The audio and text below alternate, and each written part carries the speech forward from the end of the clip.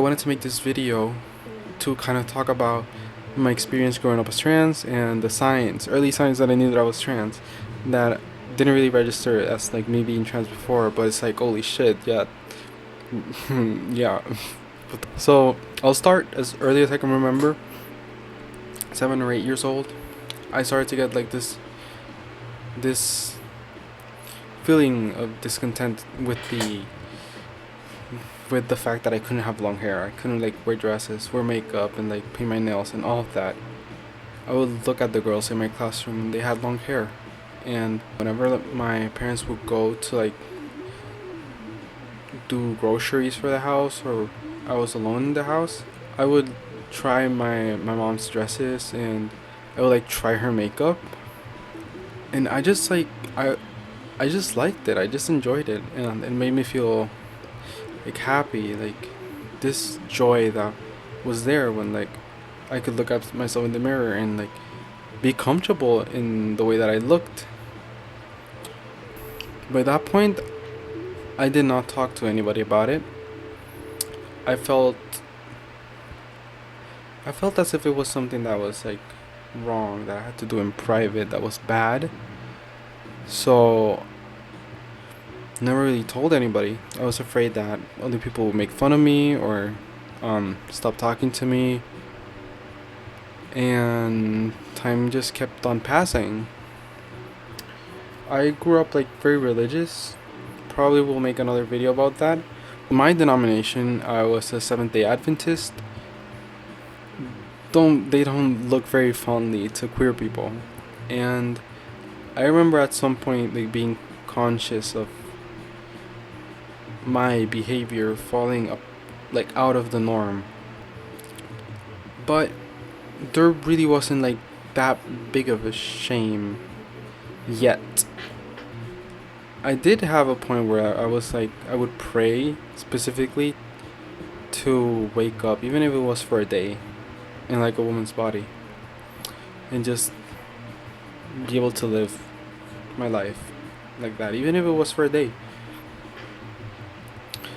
Time kept on passing, the feelings never really went away, and I started to enter into puberty.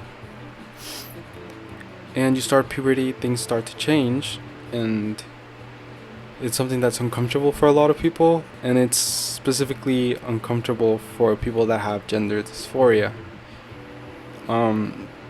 That's the point where like body dysmorphia starts to kick up for like trans people, when you start like noticing the changes and how they don't really line up with what you want.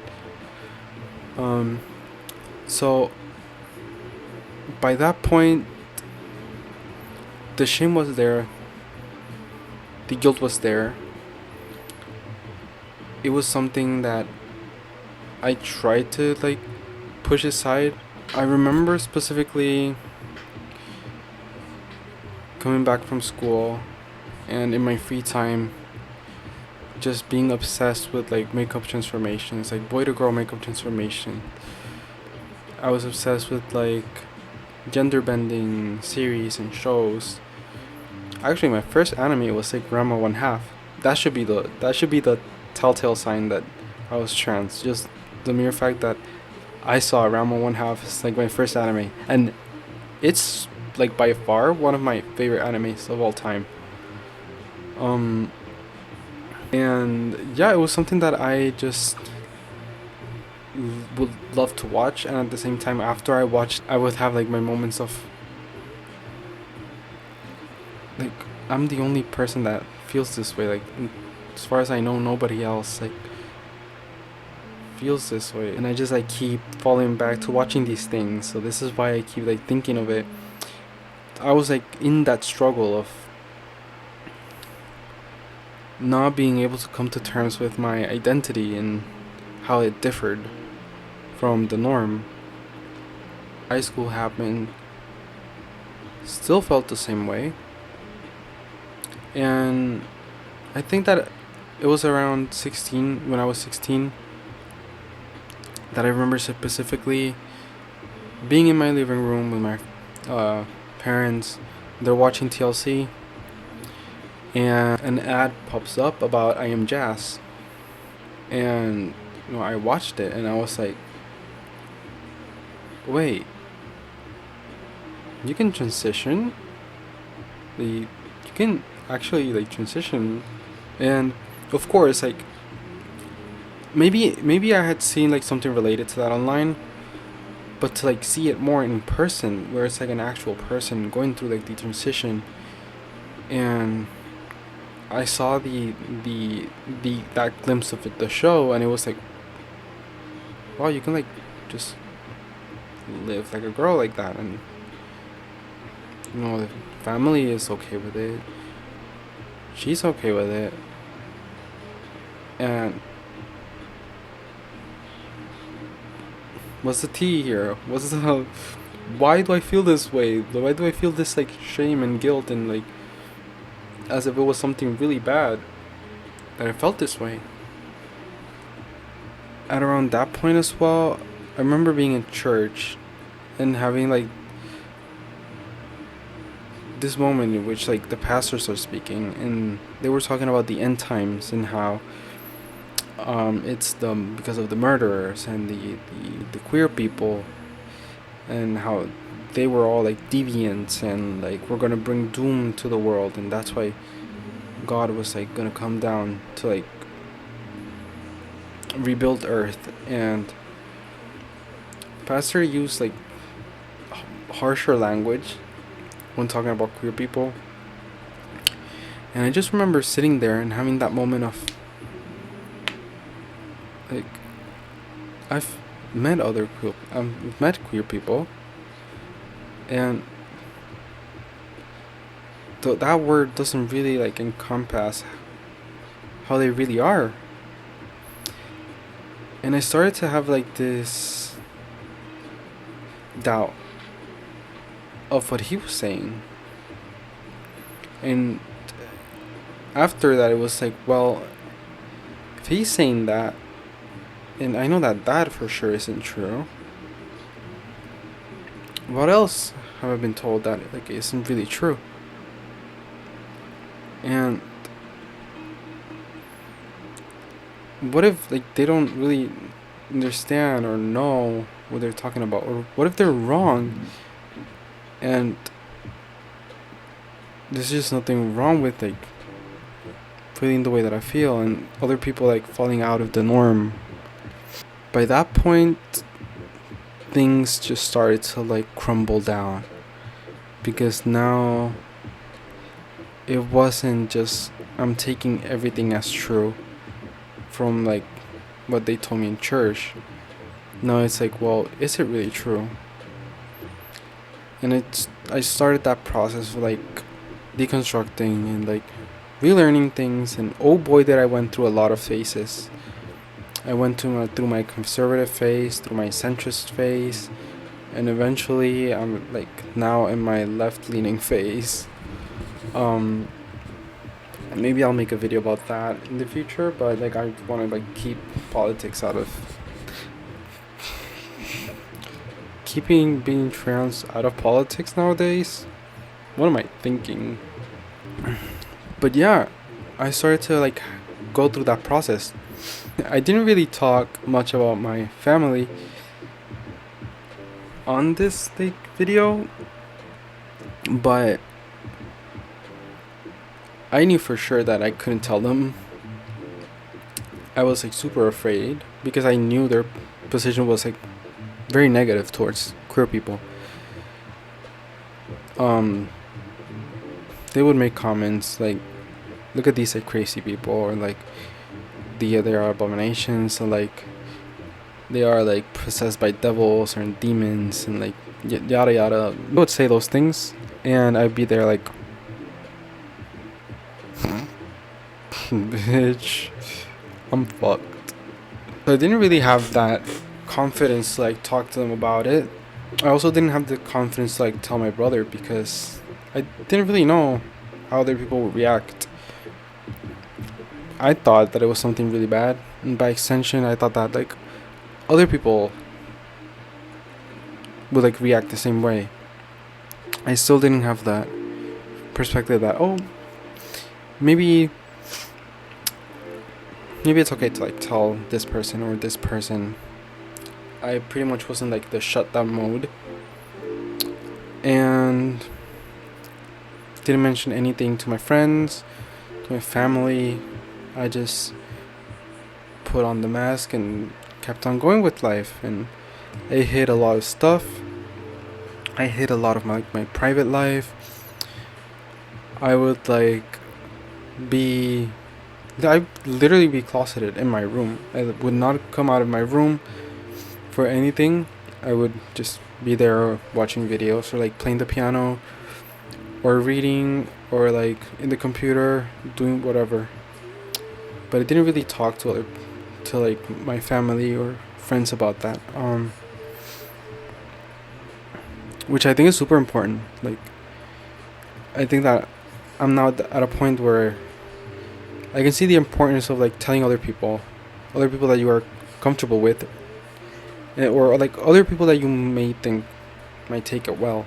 If you're like maybe at a stage in your transition where you want to like try to be out, I'd say for sure start with a group of friends that you trust, or if you have parents that are like more liberal and have like a spouse not so negative views towards like queer people, maybe look into telling them, because having support and having people around you is insane.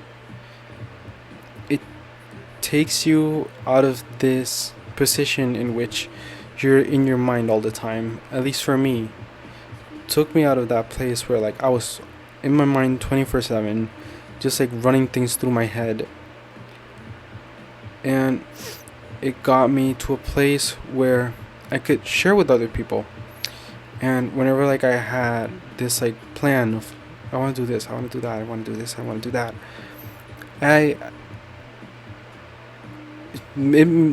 it would make it easier to get it, because it wasn't only something that was in my head, it was something that I would put out there and like send to a person. So going back to where I was before, I finished high school, started college.